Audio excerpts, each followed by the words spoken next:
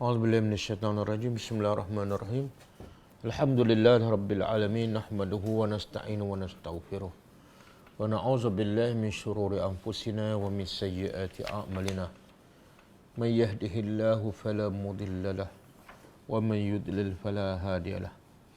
Asyhadu an la ilaha illallah wahdahu la syarika lah wa asyhadu anna Muhammadan abduhu wa rasuluh. Subhanaka la ilma lana illa ma 'allamtana innaka antal alimul hakim.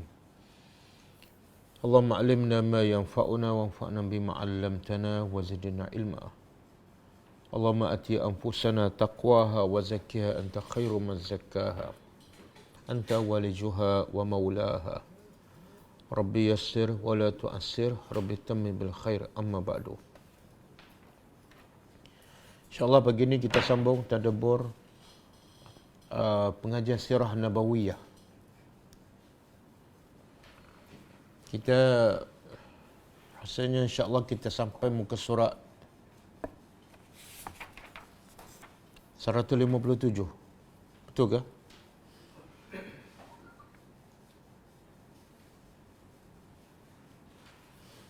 Surat 157, betul? Tajuk baru ah.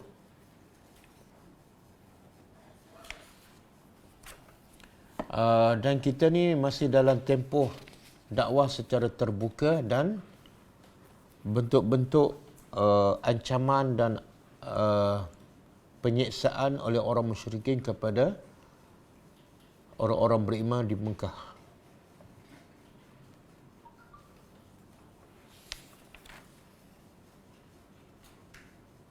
Dan yang lepas kita dah bincang tentang bagaimana orang musyrikin menyakiti Rasulullah sallallahu alaihi wasallam, tetapi terbatas. Sebab Allah berkata dalam Al-Quran, A'udzubillahi minasyaitonirrajim, inna kafainakal mustahzi'in. Yang maksudnya kata Allah, sesungguhnya kami memelihara kamu daripada kejahatan orang-orang yang mempermainkan agama ataupun memperolokkan kamu. Dan Allah menjaga Nabi daripada penyiksaan orang-orang musyrikin melalui Abu Talib. Kemudian kita juga bincang bagaimana Abu Bakar tak terkecuali daripada dihina dan disakiti oleh orang musyrikin. Walaupun Abu Bakar ada kedudukan dan terkenal sebagai orang yang suka berbuat kebaikan. Dan kerana Abu Bakar ada kedudukan, maka dan juga dilindungi oleh kaum dia, maka penentangan orang musyrikin dan penyiksaan kepada Abu Bakar terbatas. Tapi selain pada itu, boleh dikatakan orang musyrikin bebas untuk menangkap, untuk menyiksa orang-orang yang beriman. Sebab kebanyakan yang selain pada itu adalah di kalangan mereka yang miskin. Seperti Bilal bin Rabah, Ammar bin Yasir, bapaknya Yasir dan maknya Sumayyah, Nahdiyah, Khabbab ibn al-Arts. Yang miskin-miskin ni, yang tidak ada harta, tidak ada kedudukan, tidak ada keluarga yang pertahankan, biasanya golongan ini diseksa habis-habisan oleh orang musyrikin. Dan Nabi pun tidak boleh buat apa-apa. Kecuali Abu Bakar sedikit. Abu Bakar antara penyelamat kepada beberapa sahabat Nabi yang beriman dan diseksa. Itu pun yang Abu Bakar selamatkan ialah mereka yang asalnya adalah hamba. Adapun yang bukan hamba, Abu Bakar tidak boleh selamatkan. Ini kita baca dari buku muka surat 157. Muka surat 157. Tekanan Quraisy terhadap kaum muslimin. Dan tajuk dia tekanan orang Quraisy ataupun penyiksaan orang Quraisy terhadap kaum muslimin. Sebenarnya ini juga menggambarkan betapa Al-Quran itu adalah satu perkara yang berat. Bila mereka beriman dengan Al-Quran dan mereka cuba amalkan dan sampaikan, inilah hasilnya. Iaitu mereka ditekan, mereka dihina, mereka diseksa dan ada yang dibunuh. Kerana apa? Kerana sebiji Al-Quran. Sebab itu Nabi Allah bagi peringatan awal-awal kepada Nabi dan juga kepada orang beriman bahawa Quran ini satu benda yang besar dan berat. Sehingga Allah sebut dalam surah Al-Muzammil, Inna sanulqi alayka qawlan saqila. Allah suruh Nabi, ya ayyuhal muzammil, bangun malam, sama ada 2/3 ataupun separuh ataupun 1/3, dan bacalah Quran. Kenapa? Sebabnya ialah sebagai persiapan untuk Nabi mentadabbur Al-Quran dan melaksanakannya dalam kehidupan.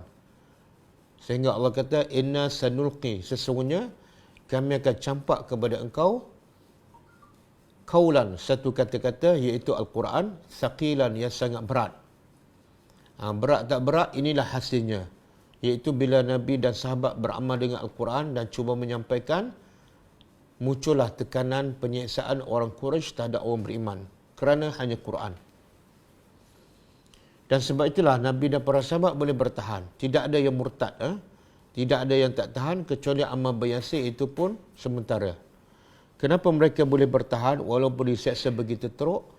Sebab hari pertama lagi mereka dah faham. Quran ni bukan untuk bahan bacaan. Quran bukan untuk seronok, bukan untuk dapat habuan dunia, bukan untuk dapat anugerah. Tapi Quran adalah untuk dilaksanakan, dan bila dilaksanakan, mesti ada ujian, mesti ada tekanan, mesti ada penyiksaan. Dan kemuncaknya, mesti dibunuh. Hanya kerana Al-Quran. Okey, kata penulis, gangguan Quraisy terhadap kaum muslimin tidaklah sebatas tuduhan palsu. Maksudnya, gangguan orang Quraisy ni kepada orang muslimin bukan setakat tuduh saja. Nabi ni tukang sihir, Quran ni sihir. Nabi penyair, Quran pun adalah syair. Nabi adalah gila, bukan terhenti setakat tuduhan palsu.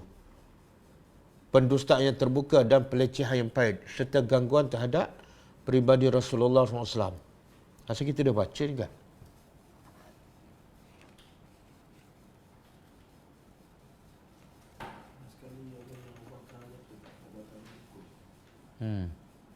Abu Bakar kena pukul.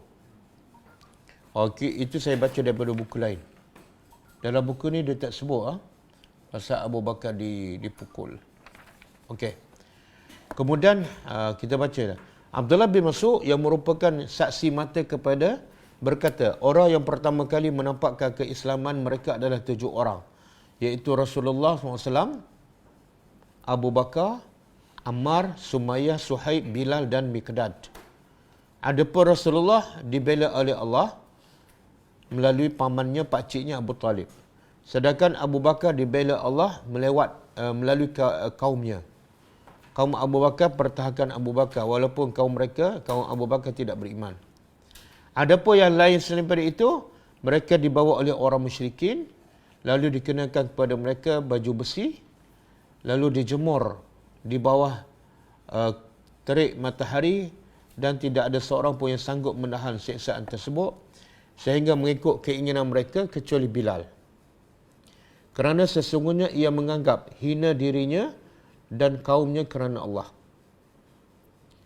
Mana Bilal bertahan kerana ia sanggup hina dirinya ataupun dihina demi kerana Allah. Kerana itu mereka menyerahkan dirinya kepada anak-anak. Jadi orang musyrikin menyerahkan Bilal kepada anak-anak orang-orang kafir musyrikin Mekah. Lalu mereka bawa Bilal mengelilingi Kaabah, mengelilingi Mekah, lalu menyeksa Bilal. Budak-budak digunakan untuk menyeksa Bilal. Tapi Bilal bertahan dengan mengatakan ahad, ahad. Kemudian akhirnya Abu Bakar yang membeli ataupun memerdekakan Bilal.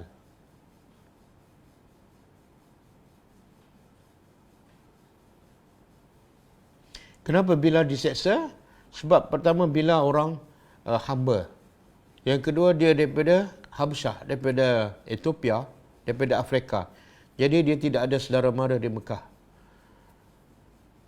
Yang ketiga dia adalah orang yang miskin. Jadi tak ada harta.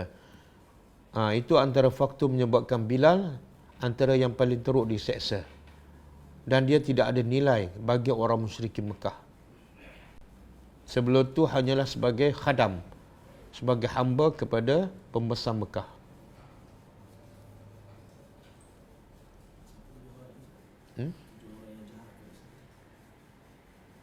7 orang.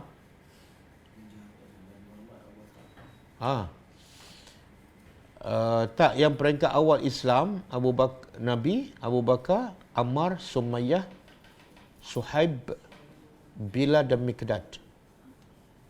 Rasulullah sallallahu alaihi wasallam, Abu Bakar, Ammar, Sumayyah, Suhaib, Bilal dan Miqdad. Ini antara yang awal beriman dan antara yang diseksa oleh orang musyrikin Mekah. Tetapi Nabi dan Abu Bakar penyeksaannya hanya sedikit. Tapi yang selain daripada itu, Ammar, Sumayyah, Suhaib, Bilal dan Miqdad, penyeksaannya sangat berat. Sebab apa? Sebab mereka miskin, hamba dan tidak ada keluarga di Mekah.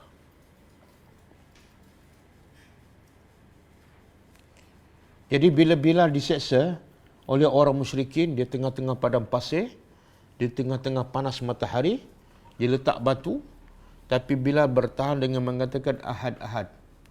Tengok bila iman masuk ke dalam hati, keyakinan masuk ke dalam hati Bilal, dia tidak akan goyah. Walaupun diseksa, walaupun sakit, walaupun risikonya akan mati, meninggalkan dunia ini. Tapi kekuatan iman sebenarnya lebih kuat daripada kekerasan hati orang-orang musyrikin yang menyeksa Bilal. Jadi bila Bilal di kemuncak tengah diseksa oleh majikan dia, iaitu yang bernama Umayyah bin Khalaf. Ketika itu datang Abu Bakar radhiyallahu anhu. Maka kata Abu Bakar, "Ala tattaqillaha fi hadzal miskin?" Takutlah pada Allah demi kerana orang miskin ni. Kamu tak takut pada Allah kah dalam kamu menyeksa seorang yang miskin, iaitu Bilal? Jadi Abu Bakar bagi nasihat kepada Umayyah bin Khalaf walaupun dia kafir. Sampai bila kamu nak menyeksa? Hatta mata. Sampai bila kamu nak menyeksa orang yang miskin ni? Kamu tak ada faedah pun menyeksa orang miskin. Maka jawab Umayyah bin Khalaf, majikan kepada Bilal. Saya baca daripada buku lain, buku yang kita belajar ni, dia tak sebut detail lah. Maka jawab Umayyah bin Khalaf, "Antal ladzi afsadtahu fa anqizhu mimma tara." Umayyah bin Khalaf kata kepada Abu Bakar, engkaulah yang merosakkan budak ni, Bilal ni. Dulu dia okey je dengan aku. Apa aku cakap dia ikut je. Dia hamba aku. Tapi engkaulah yang menjadikan dia berbeza. Engkaulah menjadikan dia tak nak ikut aku. Dan engkaulah menjadikan dia beriman bukan lagi dengan berhala, tapi dengan Tuhan yang lain. Maka kalau kamu nak, kamu selamatkan dia. Sebab kamu yang merosakkan dia. Maka kata Abu Bakar, af'al. Okey, aku setuju. Kata Abu Bakar, indi ghulamun aswad ajlad. Aku ada seorang budak yang hitam yang lebih kuat daripada Bilal. Lebih kuat daripada Bilal, lebih gagah daripada Bilal. Dan hamba yang hitam ni ala dinika. Dia masih agama engkau, iaitu agama syirik. Jadi aku nak bagi budak hitam ni yang kuat, lebih kuat daripada Bilal kepada engkau, dan engkau bagi Bilal kepada aku. Pertukaran. Maka kata Umayyah bin Khalaf, qabiltu, aku terima. Maka selamatlah Bilal daripada siksaan tuannya Umayyah bin Khalaf.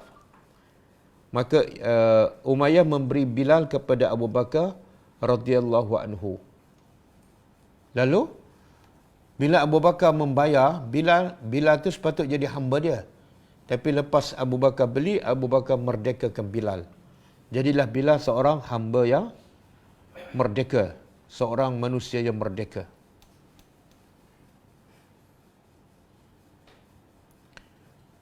Di sini pengajarannya apa? Bila Al-Quran masuk ke dalam hati, walaupun belum sampai 30 juzuk, peringkat awal baru berapa surah, berapa ayat sahaja. Tapi ayat-ayat yang sedikit itu bila menusuk ke hati Bilal, dia tak kisah pun kena seksa, dia tak kisah pun kena bunuh. Yang penting dia mati dalam keadaan iman. Sama juga kisah tukang sihir Fir'aun kan. Tapi bila hati kita keras, ada hijab, kadang-kadang kita tadabbur Al-Quran, beberapa surah pun kadang-kadang tidak masuk ke dalam hati. Bila ada hujan sikit, kita tewas. Bila ada musibah sikit, kita merungut. Bila rezeki sempit, kita dah seolah menyalahkan takdir. Padahal kita membaca Al-Quran dan tadabbur lebih banyak daripada ayat yang dibaca dan ditadabbur oleh Bilal bin Rabah. Bezanya apa? Bezanya apa? Kalau kita belajar tadabbur Al-Quran lagi senang, duduk dalam bilik, dalam kelas, aircon kan. Bila pula belajar Quran di mana? Tengah-tengah padang pasir, dalam keadaan curi, dalam keadaan sembunyi, dalam keadaan tekanan orang musyrikin Mekah, dalam keadaan tertekan dengan majikan dia, tapi sebab dia belajar dalam keadaan hati dia bersih, hati dia betul-betul yakin kepada Allah, maka beberapa ayat itu betul-betul menusuk ke hatinya dan dia yakin. Sehingga dia tidak sanggup untuk menukar dunia dengan keimanannya. Dan akhirnya, dengan sebab bila lulus ujian, pepatah Arab kata apa? Ba'da kulli mihnatin manhatun. Setiap selepas ujian, mihnah ujian. Minhatun anugerah. Setiap selepas ujian ada anugerah. Ba'da kulli mihnatin minhatun. Jadi setelah bila lulus ujian, maka bila mendapat minhatun, anugerah daripada Allah Subhanahu wa taala. Sehingga bila menjadi seorang bukan hamba kepada manusia tapi hamba kepada Allah, bila menjadi orang yang beriman, dan sehingga Nabi memberi berita gembira kepada Bilal. Kata Nabi, satu masa aku bermimpi, Nabi berkata kepada Bilal, satu malam aku bermimpi, fa inni sami'tu khashfan 'alaika baina yaday fil jannah. Wahai Bilal, aku bermimpi aku mendengar bunyi dua selipar engkau di hadapanku dalam surga. Dan mimpi Nabi adalah benar. Makna apa? Nabi bagi berita gembira kepada Bilal bahawa Bilal adalah ahli surga. Daripada hamba, daripada orang berkulit hitam, bangsa yang tidak mulia, tiba-tiba diberi berita gembira sebagai calon ahli syurga. Apa kelebihan Bilal? Sedekah, tak ada harta. Kelebihan Bilal ialah imannya betul-betul kental, dan walaupun ujiannya begitu berat, penyeksaannya terlalu hebat, tapi dia tetap bertahan beriman kepada Allah Subhanahu wa taala. Kemudian kedudukan Bilal pula di sisi para sahabat apa dia? Kata Umar ibn Khattab radhiyallahu anhu, Abu Bakar sayyidana, Abu Bakar sayyiduna wa a'taqa sayyidana. Kata Umar, dia mengangkat kedudukan Bilal yang asalnya seorang hamba. Apa kata Umar? Abu Bakar sayyiduna, Abu Bakar adalah ketua kami. Wa a'taqa sayyidana, dan dia juga Abu Bakar memerdekakan ketua kami, iaitu Bilal. Jadi Umar menganggap Bilal itu adalah sayyiduna, setara dengan Abu Bakar. Nah, itulah kedudukan Bilal, walaupun berasal daripada hamba berkulit hitam, dipandang hina, hanya dijadikan seperti barang dagangan oleh orang musyrikin. Tapi bila Islam masuk ke dalam hatinya, Allah angkat kedudukannya di dunia dan juga di akhirat. Okey, lepas tu Abu Bakar memerdekakan lagi hamba-hamba yang lain, ada semua 7. Dalam buku ni disebut Urwah. Kita baca sikit dalam buku ni. Urwah bin Zubair juga menyebut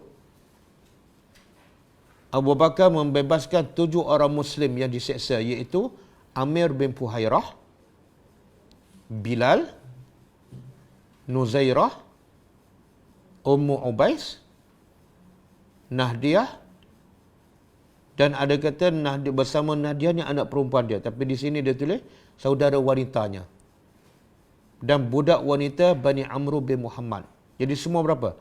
Yang Abu Bakar merdeka. Abu Bakar beli dan Abu Bakar merdekakannya. 7 kan? Amir bin Fuhairah, Bilal, Nuzairah, Ummu Ubais, An-Nahdiyah, dan saudaranya, dan seorang lagi budak wanita Bani Amru bin Muammal. Tengok, yang diseksa oleh orang musyrikin bukan orang lelaki sahaja, yang wanita pun ada. Ya. Wanita pun ada yang diseksa. Menunjukkan apa ni? Islam di peringkat awal, semua diterima oleh semua jenis lapisan manusia. Ada lelaki, ada perempuan. Ada dewasa, ada remaja. Ada orang kaya, ada orang miskin. Okey, cuba kita tengok sedikit cerita antara mereka yang dimerdekakan oleh Abu Bakar. Antaranya ialah Zinirah. Di sini dah tak sebut Zinirah.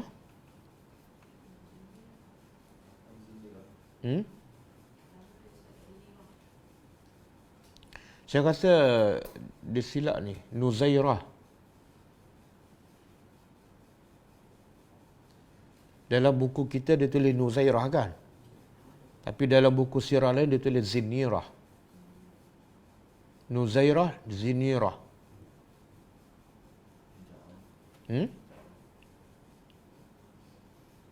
Okey.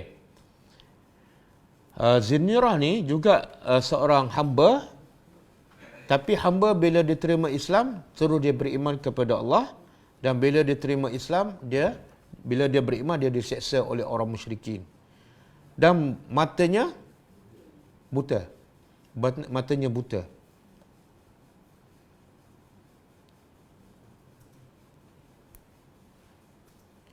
Ketika matanya buta, apa kata orang Quraisy? Ma azhaba basaruha illa Allat wal Uzza. Tidaklah yang menghilangkan mata Zinirah sehingga menjadi buta melainkan Tuhan Lat dan Tuhan Uzza. Itu akidah orang musyrikin. Dia kata siapa yang menentang akidah mereka, menentang Tuhan mereka, maka mereka akan dibutakan mata. Jadi orang musyrikin kata Zinirah ni jadi buta sebab apa? Sebab kelebihan Tuhan Lat dan Uzza. Maka Zinirah seorang yang beriman, dia tahu Tuhan berhala Lat dan Uzza tidak ada kuasa membutakan orang. Lalu kata Zinirah, kazzabu wa baitullah ma tadurru Allat wal Uzza. Mereka semua orang musyrikin berdusta. Tuhan Lat dan Tuhan Uzza sekali-kali tidak boleh memudaratkan. Itu keyakinan. Walaupun dia hamba, walaupun dia baru masuk Islam, tapi dia cukup yakin selain daripada Allah tidak ada satu pun yang boleh memudaratkan. Kadang-kadang masyarakat kita kan, Islam dah lama, Quran dah lama, banyak kali khatam. Umrah pun pergi banyak kali, tapi masih percaya pada bomoh. Masih percaya pada doktor. Masih percaya pada hantu kan. Jadi akidah tu tak mantap. Sebab apa? Mungkin sebab mereka terima akidah tu bukan daripada Quran. Jadi bila bukan daripada Quran, keyakinan mereka pada Allah nipis. Okey, kemudian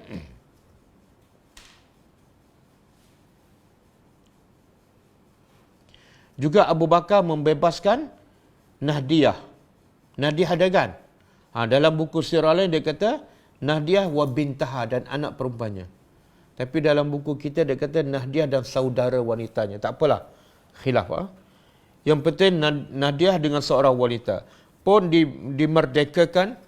Nahdiyah dengan saudaranya adalah hamba kepada seorang wanita jahiliah. Seorang wanita jahiliah.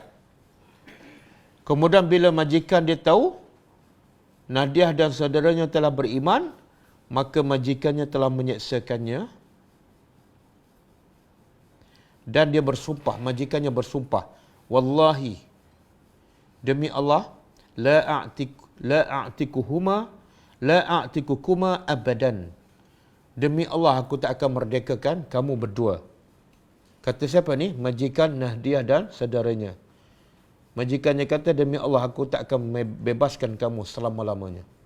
Dan ketika itu Abu Bakar datang. Kata Abu Bakar, ini kerja Abu Bakar ni.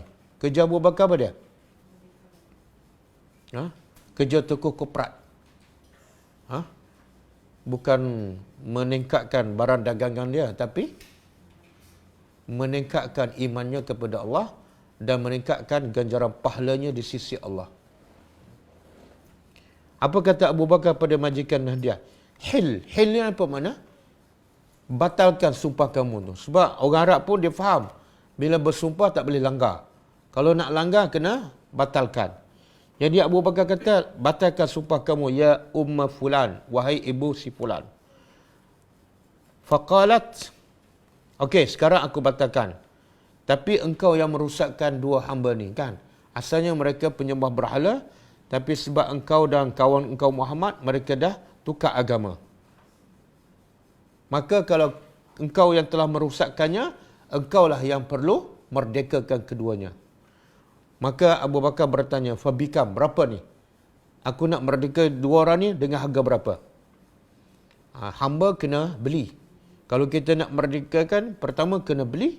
Lepas kita beli, jadi hak kita. Lepas tu baru kita merdekakan. Baru jadi macam orang biasa. Maka majikan dia kata, bikaza wa kaza. Tak sebut berapa. Pastilah dia demand kan. Dia tahu Abu Bakar kaya dan peluang. Abu Bakar memang akan bebaskan. Maka dia letak harga yang mahal. Maka Abu Bakar pun bersetuju. Qad akhaztuhuma. Okey, aku bayar pada kamu dan kamu bebaskan kedua-duanya. Lalu keduanya dimerdekakan oleh Abu Bakar radhiyallahu anhu. Ini antara mereka yang dimerdekakan oleh Abu Bakar radhiyallahu anhu.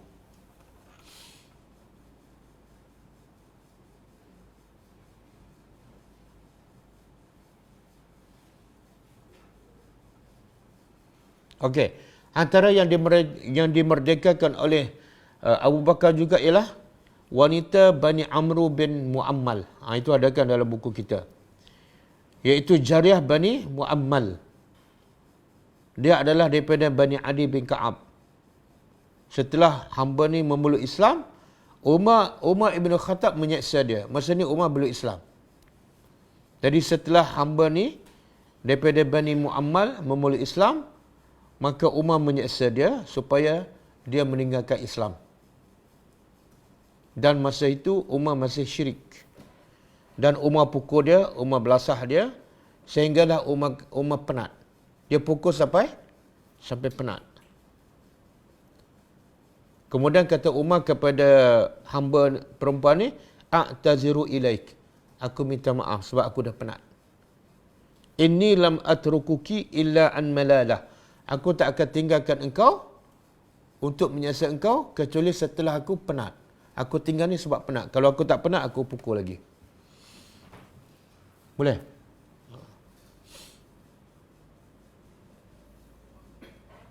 Kita pernah tak pukul orang bukan sampai orang tu lembek, tapi sampai kita penat?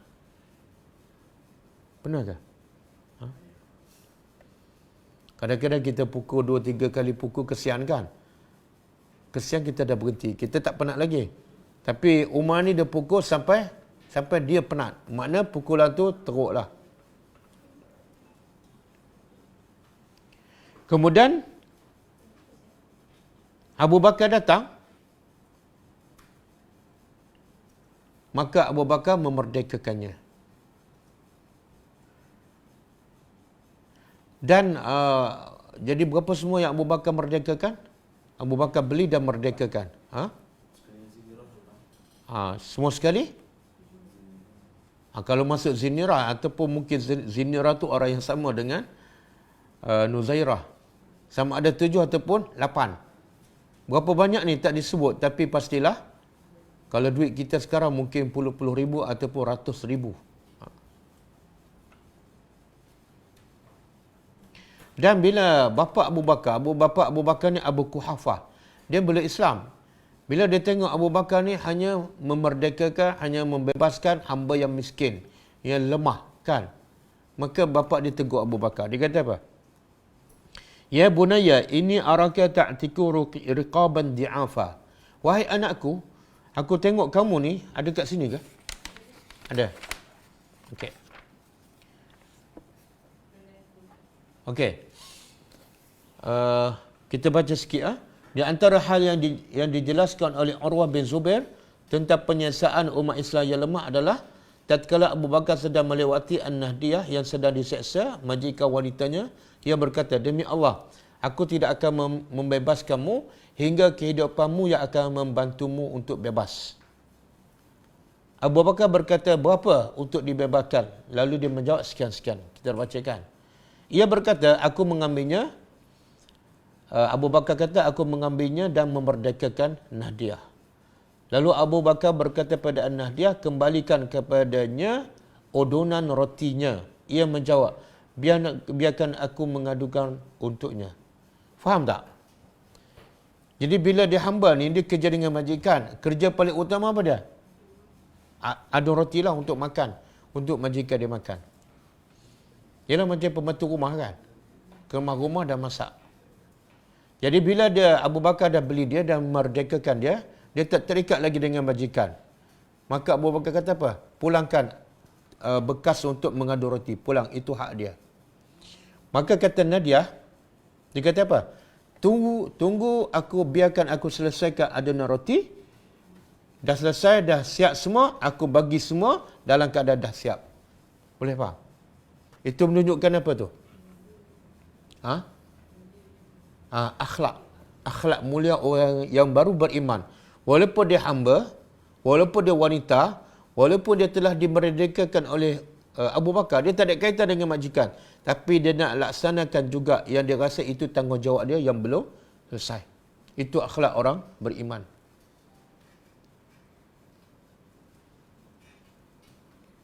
Urwah juga menceritakan tentang hilangnya penglihatan Zinirah. Kan saya rasa dia tersilap ni. Sini dia tulis Zinirah. Sebenarnya Zinirah. Hilang penglihatan Zinirah kerana ia salah satu sasaran penyiksaan orang Quraisy akibat keislamannya. Jadi siapa saja yang masuk Islam, apatah lagi dalam keadaan miskin, tak ada seorang pun terlepas daripada siksaan orang musyrikin.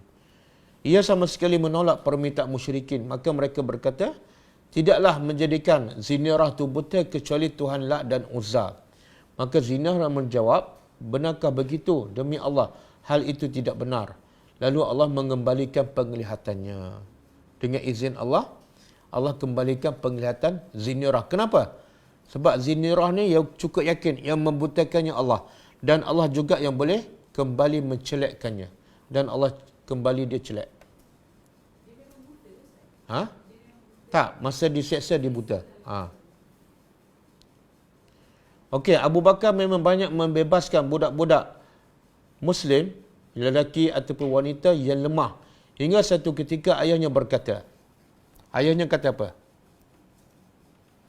Di logiknya, kalau kita nak merdekakan orang, biasa zaman jahiliah, kalau dia nak beli hamba, dia beli hamba yang paling kuat, yang muda kan. Sama juga Abu Bakar sepatutnya dia merdekakan hamba yang kuat, yang muda, yang gagah. Untuk apa? Untuk manfaat pada dia lah. Kalau dia ada masalah, hamba tu boleh tolong. Jadi Abu Bakar, bapak dia pun pelik. Bapak dia bertanya apa? Ya bunayya, inni araka ta'tiku riqaban di'afa. Wahai anakku, aku lihat kamu ni asyik memerdekakan hamba yang lemah je. Yang lembek je. Falau annaka iza fa'alta i'taqta rijalan juldan yamna'unaka wa yakumuna dunaka. Alangkah baiknya kalau engkau memerdekakan hamba yang kuat, yang gagah, yang boleh pertahankan engkau bila engkau ada masalah, yang boleh membantu engkau bila engkau memerlukan. Dengar jawapan Abu Bakar. Jawapan Abu Bakar ialah, ya abati inni innama uridu ma uridu lillahi azza wa jalla.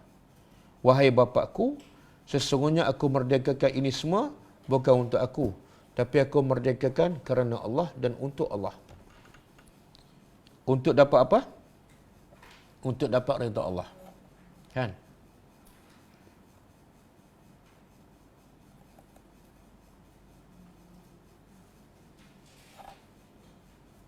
Jadi Abu Bakar bukan nak orang tu, tapi nak redha. Sebab itulah, bila nak redha Allah, jangan tengok siapa yang kita bantu. Dan tidak peliklah, kerana perbuatan Abu Bakar ini turunlah ayat yang Allah memuji Abu Bakar radhiyallahu anhu. Daripada surah apa ni? Al-Lail. Cuba kita tengok. Fa amma man a'ta wattaqa. Adapun orang yang man a'ta wattaqa, orang yang a'ta memberi, wattaqa dan bertakwa. Tengok Allah nak puji. Satu, dia suka memberi. Yang kedua, dia bertakwa. Yang ketiga, wasaddaqa bil husna. Dia membenarkan apa yang husna. Husna di sini ada ahli tafsir mengatakan syurga. Ataupun janji-janji baik daripada Allah. Semua janji Allah dia benarkan. Bila dia percaya pada janji Allah, dia mudah bertakwa. Dan bila dia bertakwa, dia mudah a'ta memberi. Maka orang yang ada tiga sifat ni, suka memberi, bertakwa dan membenarkan semua janji Allah, apa yang Allah bagi padanya? Fasanuyassiruhu lil yusra. Allah kata kami akan permudahkan segala kebaikan untuknya. Kebaikan apa ni? Semua benda yang baik. Dia nak solat ke, nak bangun malam ke, nak bersedekah ke, nak cari orang miskin ke, nak bantu orang ke, semua jadi mudah untuknya. Ada setengah orang nak pergi masjid dah jadi susahkan walaupun masjid tepi rumah. Dan ada orang sebaliknya, duduk rumah jauh daripada masjid, tapi dia boleh istiqamah 5 kali sehari. Subuh pun dia boleh pergi kan. Balik rumah dia tambah lagi dengan solat sunat. Malam dia bangun lagi solat malam. Mana semua ibadat tu menjadi mudah untuknya. Apa rahsianya? Rahsianya ialah dia bertakwa dan dia suka memberi. Sebab itulah kata apa ni? Kata Imam Hasan Al-Basri, dia kata kepada golongan tabi'in, dia kata Abu Bakar bukan lebih daripada kamu dari segi ibadat, solat malam ataupun puasa. Bahkan kadang-kadang solat kamu lebih baik daripada Abu Bakar. Puasa kamu lebih baik daripada Abu Bakar. Jadi apa kelebihan Abu Bakar sehingga Allah turun ayat Allah puji? Dan orang yang akan dapat syurga paling tinggi, apa kelebihannya? Kelebihan Abu Bakar ialah al-iman. Iman dia cukup kuat, keyakinan dia pada Allah cukup hebat. Wasaddaqa bil husna. Dan apa saja yang Nabi cerita, dia membenarkan walaupun tak masuk akal. Sebab tu Abu Bakar digelar As-Siddiq, bukan orang yang banyak mendirikan malam, orang yang banyak berjihad, orang yang mati syahid, bukan. Abu Bakar tak mati syahid. Tapi Abu Bakar mendapat kedudukan tertinggi sebab dia membenarkan semua janji Allah. Sehingga dia digelarkan As-Siddiq. Kemudian Allah sebut lagi, kita sambung surah ni. Surah Al-Lail. Allah kata apa? Itu golongan pertama. Golongan kedua, wa amma man bakhilah wastaghna. Adapun orang yang bakhil, yang kedekut. Sebab apa dia bakhil? Sebab dia istaghna. Dia rasa diri dia cukup. Biasa yang kaya ni jadi kedekut. Sebab apa? Sebab dia rasa dia tak perlukan pahala. Semua dia nak, dia dapat. Semua dia nak makan, dapat. Jadi apa perlu pahala? Apa perlu bantu orang? Kemudian orang ni yang suka kedekut dan rasa serba cukup ni puncanya apa? Wa kazzaba bil husna. Dia mendustakan apa saja yang dijanjikan oleh Allah dan Rasul. Surga, neraka, dosa, pahala, semua dia tak percaya. Kemudian orang macam ni juga Allah bagi hukumannya kat dunia, iaitu fasanuyassiruhu lil usra. Kami akan permudahkannya untuk melakukan al-usra. Apa makna al-usra? Al-usra lawan yusra. Kalau yusra benda yang mudah, iaitu amal soleh. Amal soleh ni sebenarnya mudah. Tapi kalau tidak ada iman jadi sukar. Usra makna apa? Amalan yang tidak baik. Maksiat, kemungkaran. Jadi Allah kata apa? Siapa yang kedekut, kami akan permudahkannya untuk melakukan maksiat. Sebab itulah kita tengok ada jenis orang, mudah je buat maksiat. Ada je alasan. Dia rasuahkan. Kadang-kadang sampai berpuluh tahun tak ada siapa tahu. Jadi mudah. Dia nak mencuri, dia bercakap bawah asyik. Orang tak dapat kesan. Sebab apa? Allah permudahkan untuknya. Minta dijauhkan. Apa punca? Sebab dia kedekut. Sebab dia rasa dia serba cukup. Maka Allah hukum dia dengan mudah untuk melakukan maksiat. Okey, kemudian Allah kata apa? Wa ma yughni anhu maluhu idza taradda. Kita nak pergi pada ayat yang Allah puji Abu Bakar ni. Belum sampai lagi ni. Wa ma yughni anhu maluhu idza taradda. dan hartanya sedikit tidak membantunya apabila dia mati. Yang kedekut, yang berbangga dengan harta, yang rasa serba cukup, Allah kata apa? Segala hartanya tidak memberi apa-apa faedah bila dia mati. Duit-duit dia 1 sen pun tak laku, sebaik saja dia mati. Kemudian Allah kata, inna alaina lal huda. Sesungguhnya ke atas kamilah petunjuk. Jadi siapa nak dapat hidayah Allah, baliklah kepada Allah. Sebab petunjuk itu adalah milik Allah. Kemudian wa inna lana lal akhirata wal ula. Dan sesungguhnya bagi kami juga akhirat dan dunia. Jadi siapa nak hidayah, cari Tuhan. Siapa nak akhirat, cari Allah. Siapa nak dunia, cari Allah. Kenapa? Sebab semuanya milik Allah. Jadi siapa nak dunia, cari manusia, dia tak akan dapat dunia.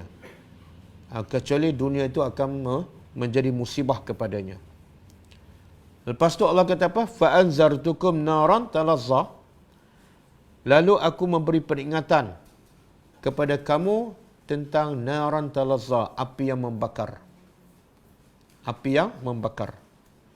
Jadi peringatan yang paling berkesan kepada manusia ialah tentang azab neraka. Selagi manusia tak yakin pada azab neraka, tak percaya pada hari kebangkitan, selagi itulah manusia tak akan berubah. Selagi itulah manusia tidak akan mentaati Allah. Kemudian Allah kata apa? Neraka itu, narun talazza la yaslaha, tidak akan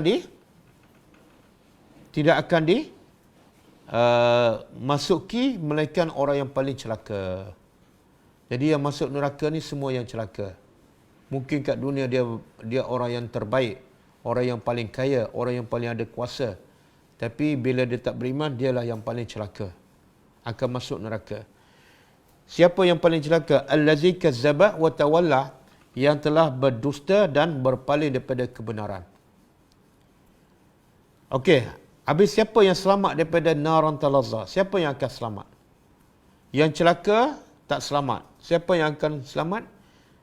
Wasayujannabuha al-atqa, yang akan selamat daripada neraka, yang akan jauh daripada naran talazza ialah al-atqa, orang yang paling bertakwa.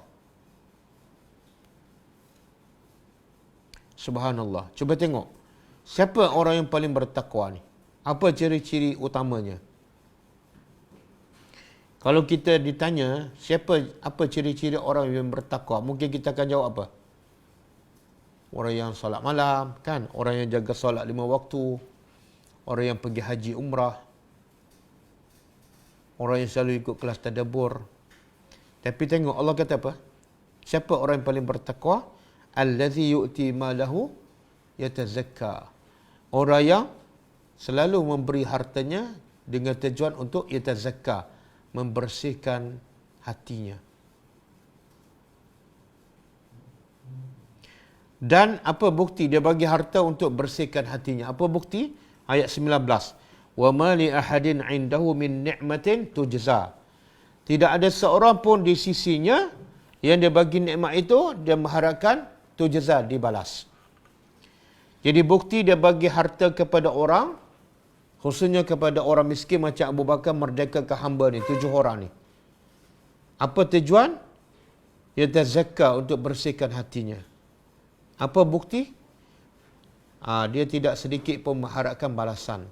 Sebab tu yang Abu Bakar ni, yang Abu Bakar merdekakan, Abu Bakar tak pilih orang kuat, orang muda, lelaki, tak. Dia merdekakan semua. Perempuan pun dia merdeka, lelaki pun dia merdeka, yang lemah pun dia merdekakan. Sebab apa? Sebab dia langsung tak mengharapkan balasan daripada orang tu. Yang diharapkan ialah illa batigha'a wajhi rabbil a'la. Melainkan hanya mengharapkan wajah Tuhannya ataupun redha Allah Subhanahu wa taala, wala saufa yarda. Maka Allah akan redha kepadanya ataupun dia juga akan redha kepada Allah Subhanahu wa taala. Jadi pengajaran daripada kisah Abu Bakar dan juga ayat ni ialah orang yang paling mulia ialah yang suka memberi. Orang yang paling mulia ialah yang suka memberi. Sebab tu Allah kata wailun, celaka kepada likulli humazatil lumazah, kepada pengumpat dan pencela. Kenapa? Antara sifat pengumpat dan pencela ialah allazi jama'a malan wa addadah. Dia suka kumpul harta. Jadi yang celaka ni yang suka simpan harta. Kedekut. Yang paling mulia, yang paling hebat, yang paling baik ialah a'ta, suka memberi. Dan bila dia memberi, ia tazakka, untuk bersihkan hati, bukan nak nama, bukan nak balasan. Illa btigha'a wajhi rabbil a'la. Sebab itulah Abu Bakar, kedudukan Abu Bakar paling tinggi di syurga selepas para nabi. Apa kelebihan dia? Dia suka memberi harta dengan tujuan untuk yatazakka. Jadi amat rugilah orang yang banyak duit tapi dia habiskan untuk diri dia dan keluarga sahaja. Untuk pergi umrah, untuk melancong kan. Kadang-kadang umrah berkali-kali, haji pun berkali-kali. Rugilah orang ini. Sebab dia bukan bagi duit untuk yatazakka. Kalau bagi duit untuk yatazakka, kena bantu orang. Bantu orang. Okey. Kemudian kita sambung. Kita sambung. Muka surat 159. Banyak sekali riwayat yang menyatakan beragam, berbagai-bagai bentuk siksaan yang menimpa Ammar bin Yasir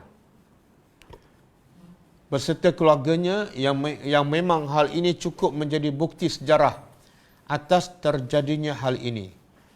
Para ahli tafsir menyebutkan yang kita dah sebut minggu lepas kan, dalam keluarga Ammar bin Yasir ni, Yasir terus diseksa sampai dibunuh. Maknya Sumayyah pun diseksa sampai dibunuh. Ada satu ketika Nabi lalu di tempat keluarga Ammar bin Yasir diseksa. Dalam keadaan mereka diikat, diseksa, Nabi lalu. Kemudian Nabi kata kepada keluarga Ammar bin Yasir, apa ucapan Nabi? Kalau kita tengok orang tengah diseksa dan tak ada siapa membantukan, kita kesian. Nabi berkesian, tapi apa ucapan Nabi kepada keluarga Ammar bin Yasir? Apa dia? Sabran al-Yasir. Sabarlah wahai keluarga Yasir. Kenapa? Kamu kena sabar? Sakit macam mana, sampai mati sekalipun kamu kena sabar. Kenapa kena sabar? Sebab Nabi kata, fa inna maw'idakumul jannah. Sebab janji kamu daripada Allah ialah syurga. Jadi syurga ni benda yang paling mahal, benda yang tinggi nilainya. Jadi nak dapat syurga kena sabar. Kalau kamu tak sabar, kamu tak akan dapat syurga. Kenapa Nabi tak bantu? Kenapa Nabi tak bantu ataupun Abu Bakar tak merdekakan, tak bebaskan? Ini keluarga ni, Yasir dengan isteri Sumayyah, Abu Bakar tak bantu dan Nabi pun tak bantu. Hanya Nabi kata sabar je. Kenapa? Ada pendapat mengatakan tiga beranak ni bukan hamba. Jadi bila bukan hamba, Abu Bakar tak boleh nak beli dan merdekakan. Dia datang daripada Yaman. Bukan sebagai hamba. Kemudian Nabi pula tak bantu sebab apa? Sebab Islam masa itu tak kuat. Yang memeluk Islam pun tak ramai. Kalau Nabi bantu akan berlaku pertembungan. Bila berlaku pertembungan, Islam akan mati di situ je. Islam akan mati di situ. Mana maslahat yang lebih besar pada maslahat Islam kekal dan terus berkembang. Maslahat keluarga Ammar bin Yasir, maslahat yang kecil. Bila bertembung maslahat yang kecil dengan maslahat yang besar, kena utama maslahat yang lebih besar. Dan kita tahu kan, minggu lepas dah sebut, Ammar dalam tiga beranak ni, bapa dia Yasir dan Sumayyah, mak dia sampai tahap dibunuh. Tapi Ammar anak dia tak tahan. Lalu dia mencela Nabi Muhammad. Dipaksa oleh orang musyrikin, kalau kamu nak bebas, cela Nabi Muhammad. Kutuk agama kamu sendiri. Dan puji Lat dan Uzza. Maka Ammar bin Yasir ikut. Dia cela Nabi dan akhirnya dia bebaskan. Tapi lepas tu dia rasa tak puas hati, dia jumpa Rasulullah. Dia mengatakan, bagaimana iman aku ni? Aku dah kutuk kamu, aku dah cela agama Islam dan sebagainya. Demi untuk bebas sebab aku tak tahan. Maka Nabi kata, bagaimana hati kamu ketika kamu mengucap kekufuran? Maka kata Bilal, qalbi mutmainnu bil iman. Hati aku tetap yakin dengan iman, tidak goyah. Cuma aku mengutuk kamu dan mengutuk Islam sebab aku tak tahan dengan azab. Maka Nabi jawab kepada Bilal, kepada Ammar, fa in adu fa'ud. Kalau mereka ulang menyeksa kamu dan kamu tak tahan, buat macam tadi juga. Boleh. Jadi dibolehkan kita mengatakan kata-kata kufur bila pertama bila kita diseksa, yang kedua bila kita tidak tahan penyeksaan. Tapi yang terbaik jadi macam Sumayyah dan Yasir. Jadi macam Bilal, mereka bertahan sampai sudah. Okey. Jadi semua ni kerana apa ni? Sahabat-sahabat diseksa sampai dibunuh. Sebab apa? Kerana dapat kesenangan dunia ataupun kerana untuk melaksanakan Al-Quran sahaja? Sebab nak laksanakan Quran je. Jadi sangat beza kita terima Al-Quran, kita baca, kita khatam dengan Nabi dan sahabat terima Al-Quran. Mereka baca je kena seksa. Baca je, bila nak amalkan kena azab. Bila nak sampaikan lagi teruk kena seksa. Hanya kerana Quran. Jadi sangat berbeza cara kita terima Al-Quran dengan Nabi dan sahabat terima Al-Quran. Okey. Dan juga antara sahabat yang diseksa ialah Khabbab bin Al-Arat. Kita baca dalam buku ni. Juga yang mendapat seksa mereka adalah Khabbab bin Al-Arat. Hingga ia memohon kepada Nabi agar berdoa supaya penderitaan orang-orang lemah diringankan. Jadi Khabbab ni sama juga diseksa di tengah panas. Ada mengatakan majikan dia letak besi panah kat kepala dia. Kemudian dilepaskan, kemudian diseksa lagi. Sampailah ni dia jumpa Rasulullah. Hingga ia memohon kepada Nabi agar Nabi berdoa supaya penderitaan orang-orang lemah diringankan. Apa kata Khabbab? Dia berkata, aku datang kepada Nabi SAW yang sedang berselimut di bawah Kaabah. Di saat itu kondisi keadaan umat Islam dalam tekanan yang keras, yang sangat besar daripada kaum musyrikin. Lalu aku berkata kepada Rasulullah, ya Rasulullah, tidakkah engkau hendak berdoa agar kita bebas daripada siksaan ini? Boleh tak engkau berdoa supaya Allah bebaskan kita daripada azab ini?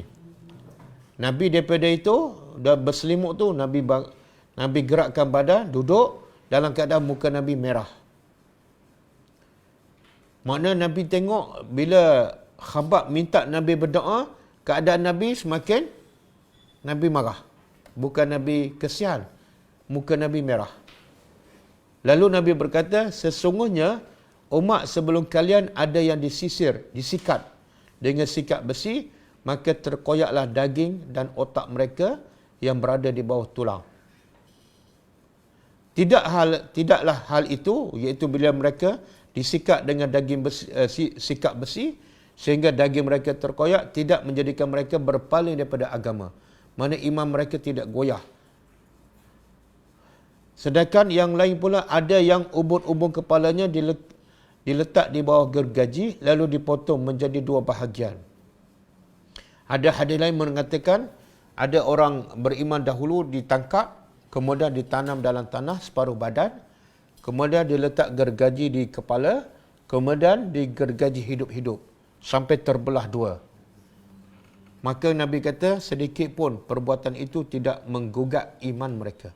Mereka tetap beriman kepada Allah sehinggalah mereka mati syahid. Kemudian kata Nabi lagi, sesungguhnya Allah akan menyempurnakan agama ini hingga penunggang kuda berjalan daripada Sana'a di Yaman menuju ke Hadramaut secara aman. Apa ni? Maksudnya ialah janji Nabi. Janji Nabi kepada para sahabat bahawa Islam ni tetap akan menang walaupun diseksa teruk, walaupun ramai yang dibunuh, tapi akhirnya Islam akan menang sehingga keadaan Islam aman, damai. Kalau nak naik kuda, bawa barang dagangan ke daripada Hadramaut ke Sana'a ataupun sebaliknya, tidak ada pencuri, tidak ada perompak dan sebagainya. Okey. Pengajarannya apa? Kenapa dalam keadaan sahabat diseksa begitu teruk azabnya, jumpa Nabi hanya minta Nabi berdoa aja. Tapi Nabi marah.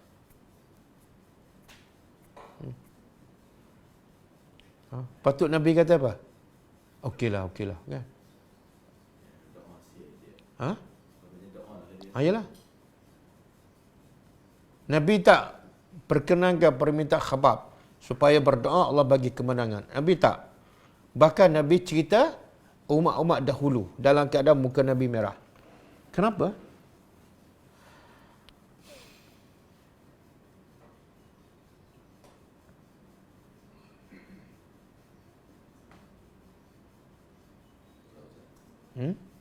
Tak tahu.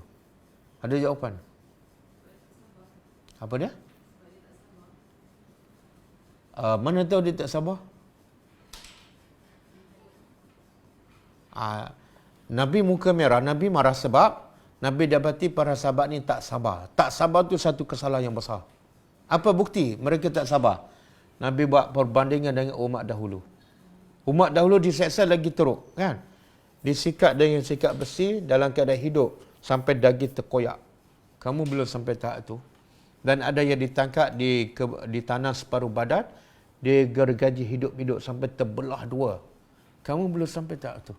Apa ni dah nak minta doa supaya Allah bagi kemenangan? Boleh faham? Kalau kita tengok Khabab ni, Khabab ni kita sambung dalam buku dia cerita. Adapun Khabab adalah dia tukang besi, dia pandai buat besi. Dan dia bekerja membuat pedang untuk As bin Wa'il hingga terkumpul padanya harta hasil kerjanya. Lalu ia menghadap As untuk menebus ataupun untuk mendapat duit dan memerdekakan dirinya sendiri. Tapi Al-As berkata kepada dia, kepada Khabab, aku tidak akan membebaskan kamu sebelum engkau kufur kepada Muhammad. Kalau kamu nak duit, upah buat besi itu, buat pedang, untuk kamu merdekakan diri kamu, dengan syarat kamu kufur kepada Muhammad. Kamu kutuk Muhammad.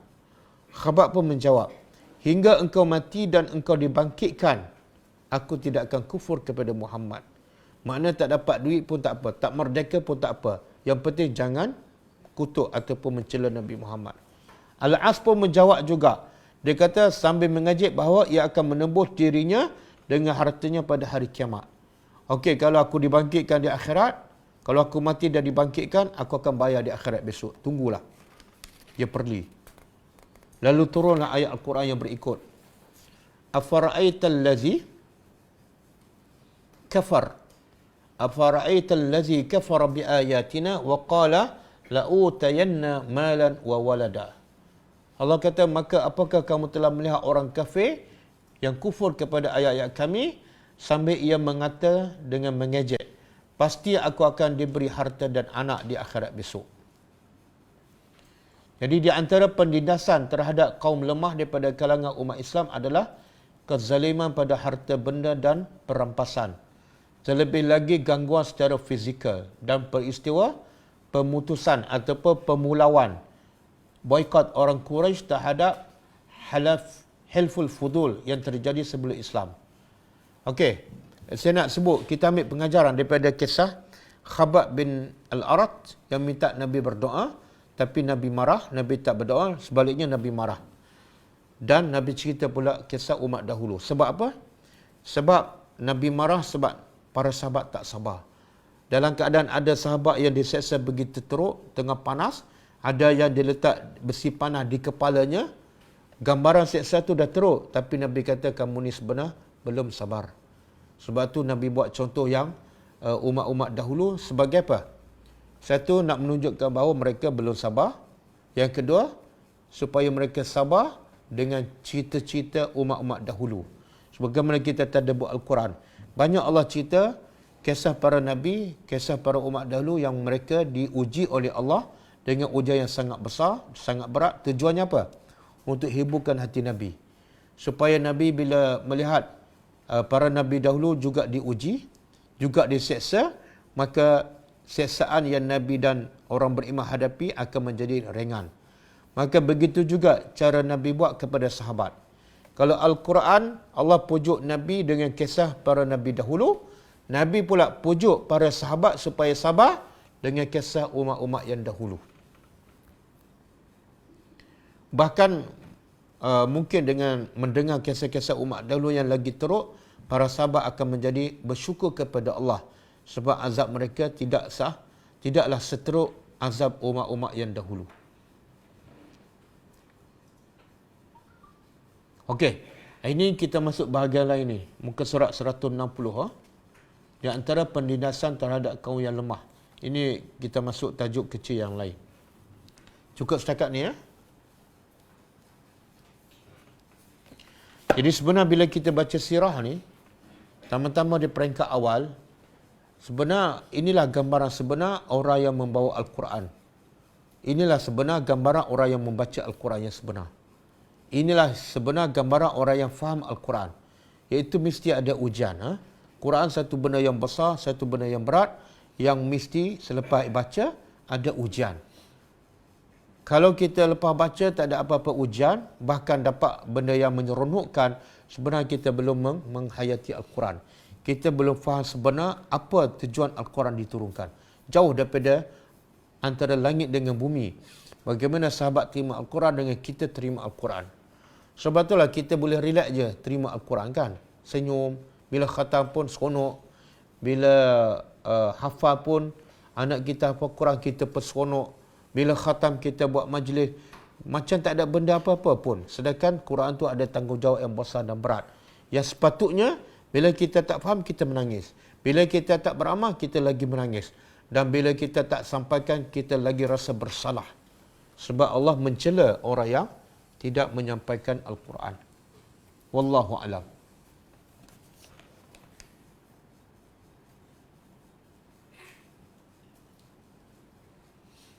Kita tengok soalan.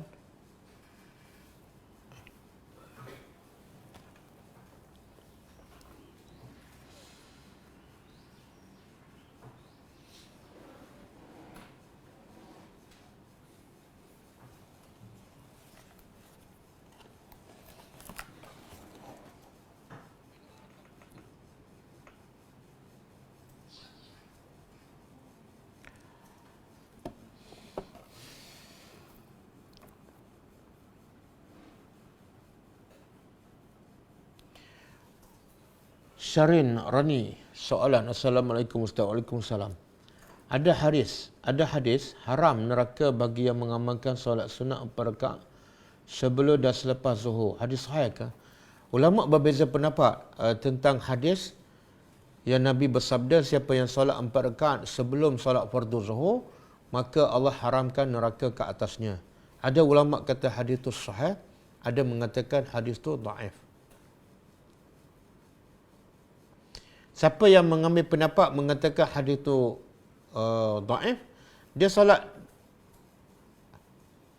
ini apa ni? Mengharapkan solat sunat 4 rakaat sebelum siapa yang mengatakan hadis 4 rakaat sebelum zuhur dan 4 rakaat selepas zuhur adalah hadis dhaif, cukup dia buat yang 12 rakaat tu. 12 rakaat setiap hari kan? 2 rakaat sebelum subuh, 4 rakaat sebelum zuhur, 2 rakaat selepas zuhur, 2 rakaat selepas maghrib dan 2 rakaat selepas Isya. 12 rakaat Nabi kata, kalau dia buat 12 rakaat setiap hari, Allah akan bina untuknya sebuah istana di syurga. Bila dia dapat istana di syurga, agak-agak dia selamat tak daripada api neraka? Selamatlah. Dah masuk dalam syurga, dah ada istana, confirm selamat daripada api neraka. Jadi bagi siapa yang rasa hadis itu dhaif, okey, dia tak perlu buat 4 rakaat sebelum zuhur. Yang dia perlu istiqamah ialah 4 sebelum zuhur, 2 selepas zuhur. Dan campur yang lain semua sekali 12 rakaat setiap hari. InsyaAllah dia akan dapat istana dan juga dia akan dapat selamat daripada api neraka. Tapi bagi siapa yang rasa hadis tu, dia ambil pendapat hadis tu sahih, buatlah 4 sebelum zuhur dan 4 selepas zuhur. Wallahu a'lam. Assalamualaikum Ustaz. Waalaikumsalam. Mana lebih baik antara melawan balik walaupun kita mati berbanding dengan bersabar dengan penyiksaan yang mungkin mengakibatkan kematian juga? Dalam hal berkaitan dengan melepaskan keimanan. Tak, dalam kes yang berlaku di awal Islam, sahabat-sahabat diberi pilihan sama ada nak bertahan dengan iman dan sanggup diseksa sampai mati, walaupun dipaksa murtad, dia tak akan murtad. Ataupun pilihan kedua, bila dia seksa dan dia tak tahan, maka dia pun mengucapkan perkataan kufur. Sebab apa? Bukan sebab dia kufur pada Islam, tapi sebab dia tak tahan dengan penyiksaan. Dua-dua dibenarkan dalam Islam. Tapi antara dua tu yang mana lebih baik? Yang lebih baik ialah yang bertahan. Tetap bertahan dengan akidah dan tidak mencela Islam, tidak berkufur kepada Islam pada zahirnya.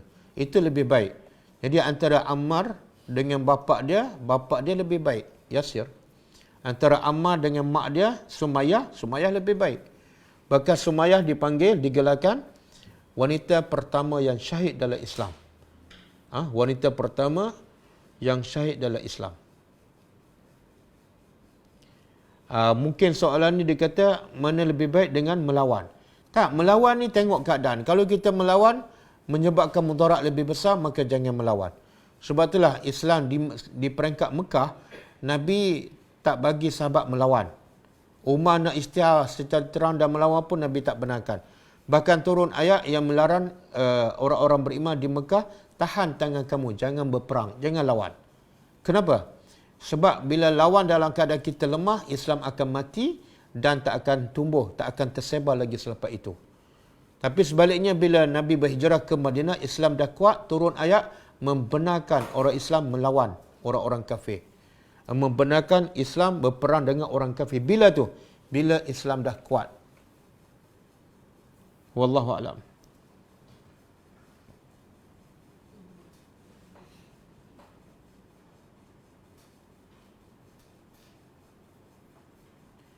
Ustaz, ada seorang yang dekat rumah saya, dia buat seperti yang Ustaz cakap tadi, iaitu setiap waktu pergi masjid dan suka bersedekah puasa Senin Khamis, tahajud setiap malam. Tapi solatnya, wirid dan lain-lain, semua tak ikut cara Nabi, malah banyak buat bid'ah. Soalan saya, adakah dia dikira orang yang soleh dan bertakwa? Jawapannya tidak. Sebab nak menjadi orang bertakwa mesti taat kepada Allah dan Rasul. Allah kata apa dalam Quran? Man yuti'ir Rasul faqad ata Allah. Siapa yang taat pada Rasul, barulah dia diiktiraf taat kepada Allah. Jadi kalau dia salat, puasa kan, taat pada Allah, tapi tidak taat pada Rasul, iaitu cara salat tak ikut Nabi, dia belum bertakwa. Bahkan Allah wajibkan sesiapa yang mengaku cinta kepada Allah, fattabi'uni, wajib ikut cara Nabi, solatnya, zikirnya dan sebagainya. Jadi dia tidak termasuk orang yang soleh dan bertakwa, sebab dia tidak mentaati Allah dan Rasul sekaligus. Muhammad Nazrul, Ustaz, ada hadis iman itu dua bahagian, satu sabar, satu syukur. Apa yang dimaksudkan Allah bersama orang yang sabar? Anfal. Dan adakah ucapan ini terbaik kepada kawan yang sedang diuji? Okey, maksud iman itu ada dua. Satu sabar, satu syukur. Betul lah. Ini berdasarkan hadis Nabi. Nabi kata apa? Yang Nabi rasa kagum dengan orang beriman. Semua keadaan orang beriman adalah baik. Macam mana tu? Bila dia dapat nikmat, dia bersyukur. Itu sebahagian.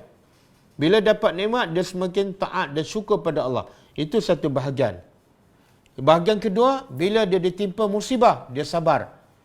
Jadi keadaan kita ni tak lari pada dua benda je, dua ujian. Satu nikmat, satu musibah. Satu nikmat, satu musibah.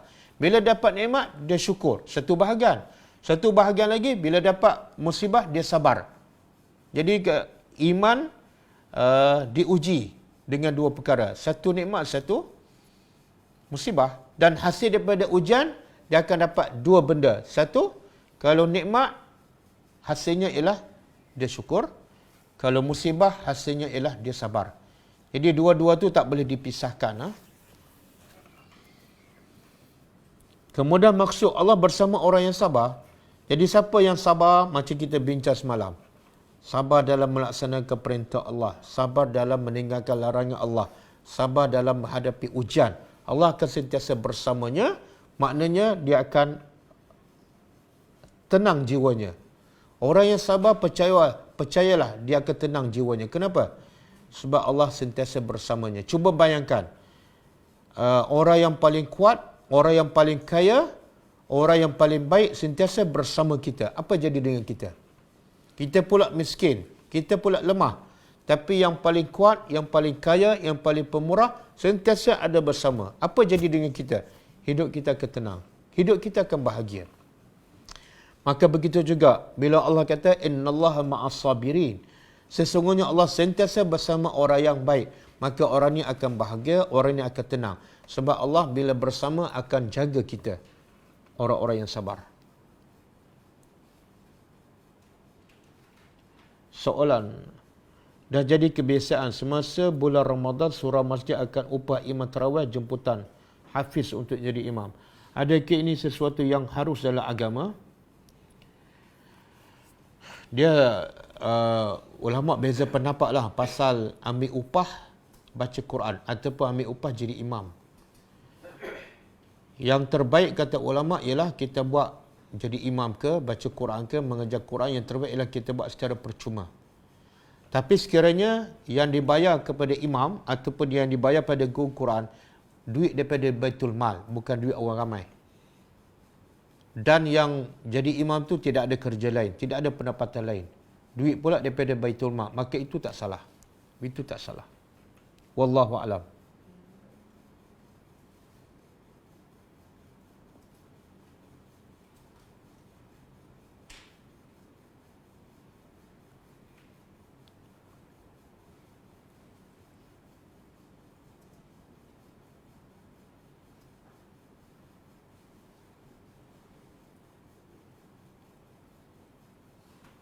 Empat rakaat sebelum zuhur itu maksudnya 2 kali salat sunat qabliyah, ya. Makna 4 rakaat tu dua kali salam, ha? 2 rakaat, 1 salam, 2 rakaat, 1 salam. Ya, Selepas dia, kalau kita nak ambil yang hadis 12 rakaat, 2 je lah. 2. Sebelum ni biasa kita buat 2 rakaat sahaja sebelum zuhur. Betul. Orang Melayu ni rata-rata kalau kita tengok di masjid selepas azan zuhur dia akan salat 2 rakaat saja. Tak salah 2 rakaat. Ada hadis. Nabi kata siapa yang solat 10 rakaat, solat sunat qabliyah dan ba'diyah, yang muakkadah 12 rakaat. 10 rakaat. 10 rakaat itu apa dia? 2 rakaat sebelum zuhur, bukan 4. Bila buat 2 rakaat sebelum zuhur, campur yang lain jadi 10 saja. Tapi hadis tu Nabi tak sebut apa kelebihan. Yang Nabi sebut kelebihan di bina istana ialah 12 rakaat. Iaitu kena tambah 2 lagi sebelum zuhur. Jadi 4.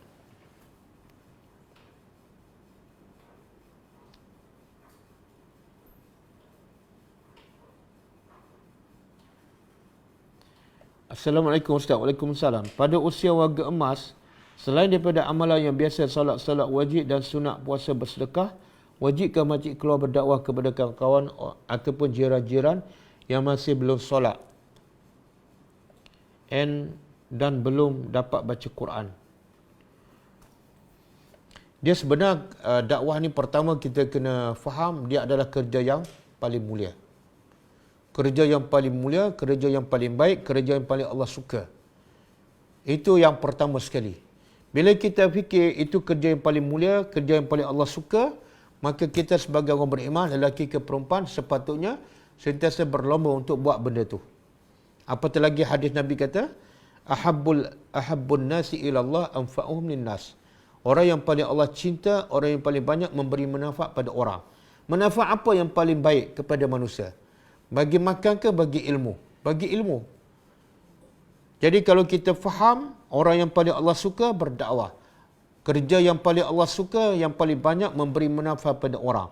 Dan manfaat yang paling besar ialah kita bagi ilmu kepada orang. Jadi kita fikirlah mana yang terbaik untuk kita.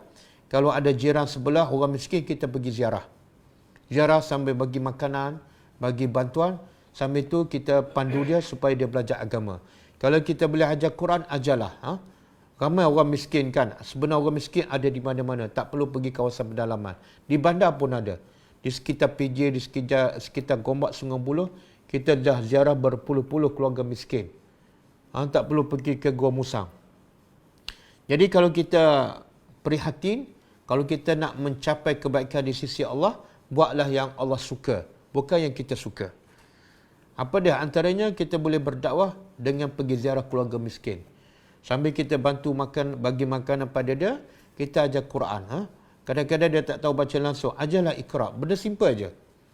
Kalau dah boleh baca Quran, bagi panduan supaya dia belajar pula tadabbur. Mungkin kita tak mengajar, tapi kita bagi link pada dia supaya dia belajar. Masukkan nama dia dalam grup. Setiap kali ada kelas, kita hantar link untuk dia ikut kelas tadabbur. Itu juga bentuk dakwah. Wallahu a'lam.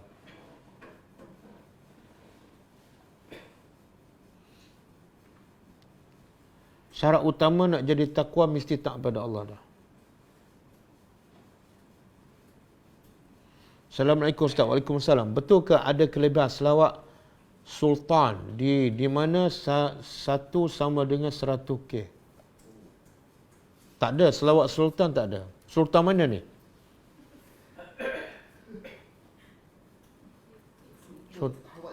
Sultan Pahang ke Sultan Kelantan ni? Tak ada. Jawapannya tak ada. Apatah lagi sama dengan 100,000. Itu tak ada dalil lah. Jangan tertipu dengan syaitan. Syaitan nak kita sesat dan kita beramal tapi sia-sia. Apa dia? Syaitan gambarkan amalan tu macam baik je. Selawat okey. Tapi cara tak betul. Akhirnya amalan tu sia-sia dan tak diterima oleh Allah Subhanahu Wa Taala.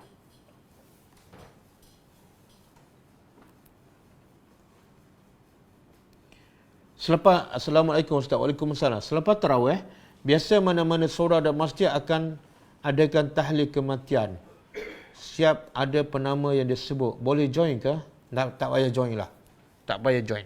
Sebab dia bukan sunnah Nabi SAW. Kalau betul tujuan kita nak bantu orang mati, maka buatlah cara yang Nabi buat. Nak bantu orang mati tapi cara tak sama dengan cara Nabi, maka kita tak membantu pun orang mati. Bahkan mungkin kita dapat dosa sebab perbuatan kita berbeza dengan Nabi. Allah bagi amaran dalam surah Al-Hujurat, ya ayyuhallazina amanu la tuqaddimu baina yadayillahi wa rasulih. Wahai orang beriman, jangan kamu mendahului Allah dan Rasul. Jangan memandai-pandai dalam bab agama. Yang Nabi tak buat, kamu jangan buat. Bila nak buat apa-apa, tanya, Allah dan Rasul buat tak? Allah dan Rasul suruh tak? Kalau ada dalil, buatlah. Kalau tak, jangan buat.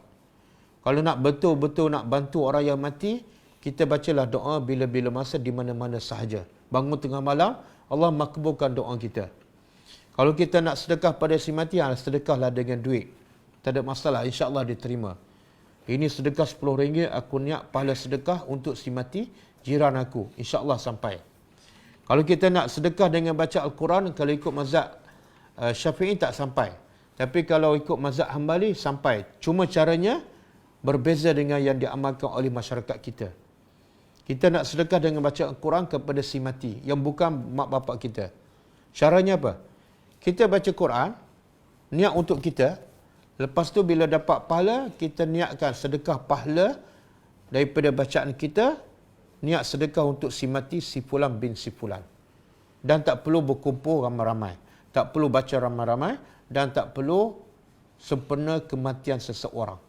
Bila-bila masa kita buat aja. Wallahu a'lam.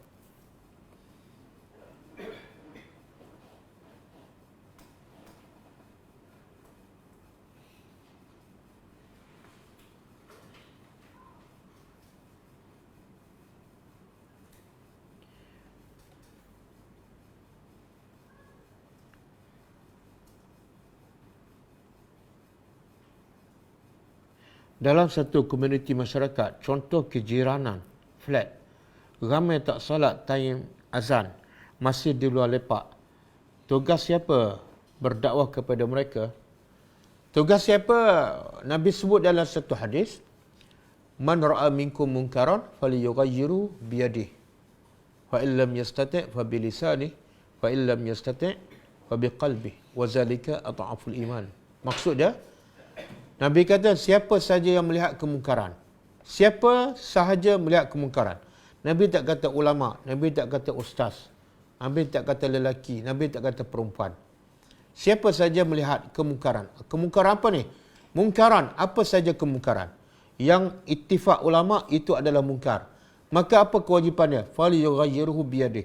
Dia kena tegur dengan tangannya ataupun dengan kuasa.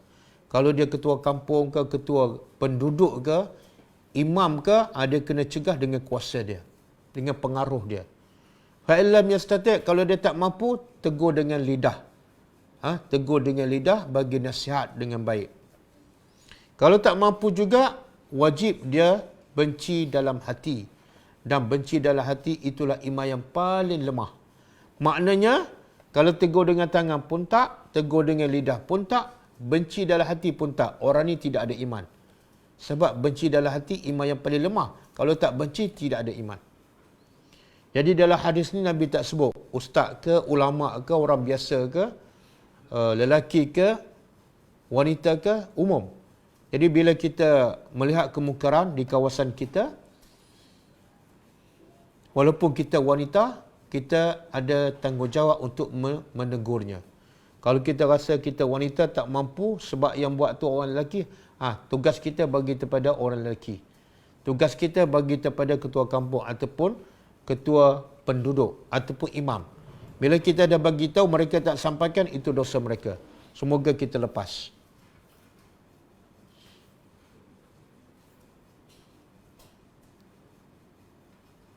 Assalamualaikum Ustaz. Waalaikumsalam.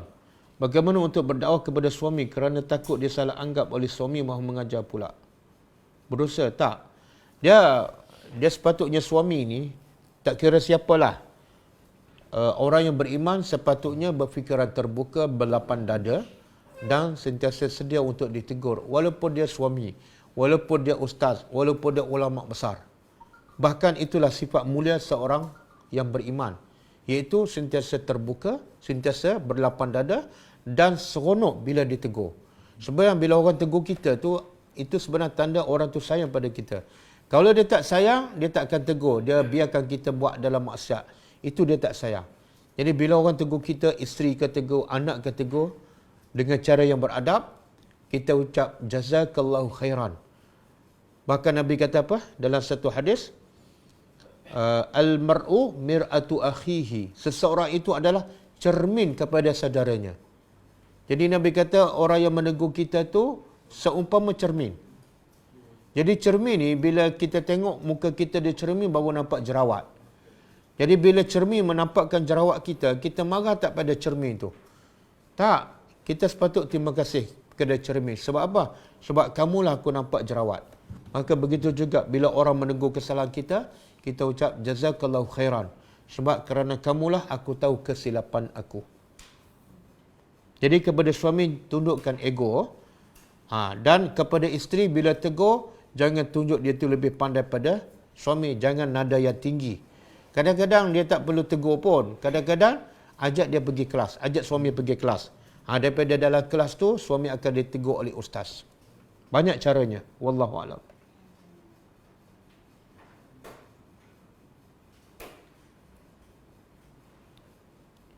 Ustaz, ada hadis sahih yang mengatakan wanita boleh pilih mana-mana pintu apabila cukup salat, taat suami dan seterusnya. Maka perlu lagikah berdakwah? Dia sekarang, Nabi kata kalau buat 4 benda kan, solat 5 waktu, kemudian puasa bulan Ramadan, kemudian taat pada suami, kemudian yang keempat, jaga harta maruah suami bila suami tiada kan. Okey, soalan dia, kalau dia buat 4 ni, Nabi kata dia boleh masuk mana-mana pintu syurga. Jadi perlu tak lagi berdakwah sebab Nabi dah jamin. Okey, jawapan saya ialah, yang dia buat 4 ni dah betul tak dijamin diterima oleh Allah? Ada jaminan tak? Ada tak wahyu daripada Allah? Okey, kamu dah sah. Amalan kamu 4-4 diterima dan kamu boleh masuk syurga. Ada tak? Tak ada. Kalau tak ada, keadaan orang beriman kena sentiasa risau. Kena sentiasa rasa tak cukup. Pergilah berdakwah. Semoga dengan dakwah tu boleh menampung kekurangan 4 ni. Wallahualam.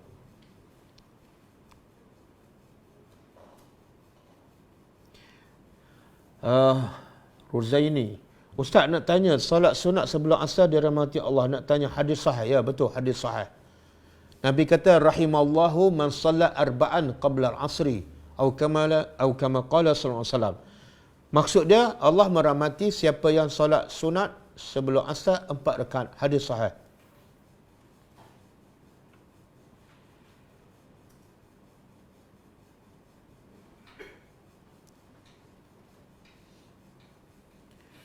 Solat sunat dapat menampung kekurangan.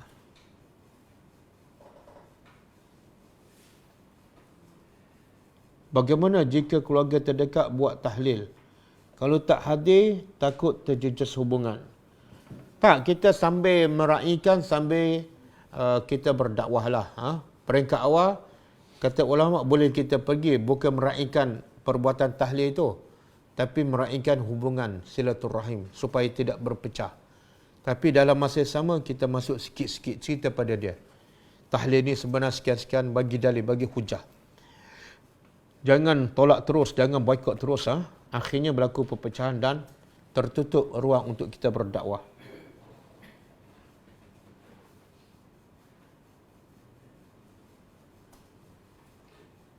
Ustaz, kalau sedekah duit untuk si mati, kita pun dapat pahala sedekah? Ya, dapat, insya-Allah. Kalau kita sedekah duit untuk si mati, kita akan dapat pahala lah. Sebab mereka dapat pahala sebab usaha kita, sebab amal kebaikan kita.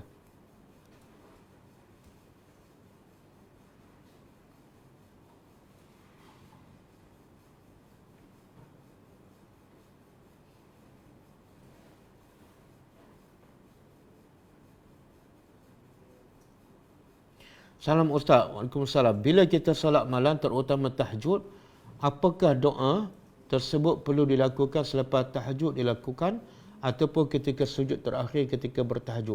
Sebenarnya tidak ada arahan ataupun petunjuk daripada Nabi bila doa yang terbaik di waktu malam. Cuma ada hadis yang mengatakan Allah akan turun 1/3 malam. Dan bila Allah turun, Allah akan tanya 3 perkara. Mana hambaku yang berdoa, aku akan makbulkan. Mana hambaku yang minta ampun, aku akan ampunkan. Mana hambaku yang berhajat, maka aku akan tunaikan hajatnya. Bila dalam hadis itu tak sebut. Cuma dalam hadis yang lain Nabi kata doa yang terbaik ialah ketika sujud. Ketika sujud dalam solat. Sebab sehampir-hampir hamba kepada Allah ialah ketika dia sujud dalam solat. Jadi kalau ikut hadis ni, doa terbaik ketika solat tahajud bila? Ketika dalam solat dan ketika sujud. Yang kedua, yang terbaik ialah ketika tahiyat akhir. Nabi sebut dalam satu hadis, lepas kamu baca tahiyat akhir, pilihlah mana-mana doa yang kamu nak. Ketika itu doa akan dimakbulkan. Selepas tahiyat akhir dan sebelum salam. Kemudian selepas tu, 1/3 malam dalam solat ke di luar solat memang akan dimakbulkan. Wallahu a'lam.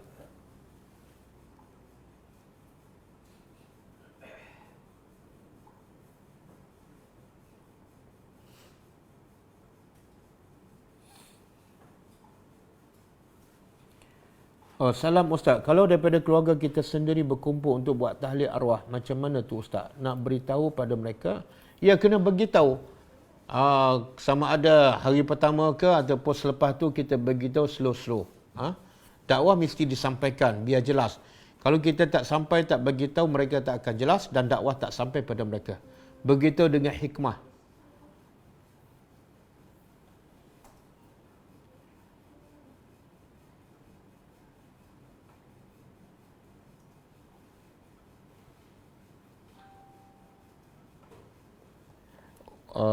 Ustaz, Imam Ahmad Ibn Hanbal kata boleh hadiah baca Al-Quran kepada si mati. Tidak bercanggah ke dengan hadis? Sesiapa yang baca Quran, maka dia akan bagi syafaat kepada pembacanya di hari kiamat. Kenapa bercanggah? Tak bercanggah. Imam Ahmad mengatakan kita boleh baca Quran, kemudian sedekahkan pahala bacaan kita kepada si mati. Berdasarkan apa? Mazhab Hambali buat contoh, sedekah kepada si mati sampai, doa kepada si mati sampai, maka baca Quran, sedekah pahala, baca Quran kepada si mati, dia kias. Maka logiknya sampailah. Adapun yang Nabi kata, bacalah Quran kerana ia akan memberi syafaat kepada pembacanya. Itu betul, hadis sahih. Tapi yang mazhab Hambali mengatakan sampai, dia kias kepada doa dan juga kias kepada sedekah kepada si mati sampai. Maka sedekah pahala baca Quran juga sampai. Tidak bercanggah.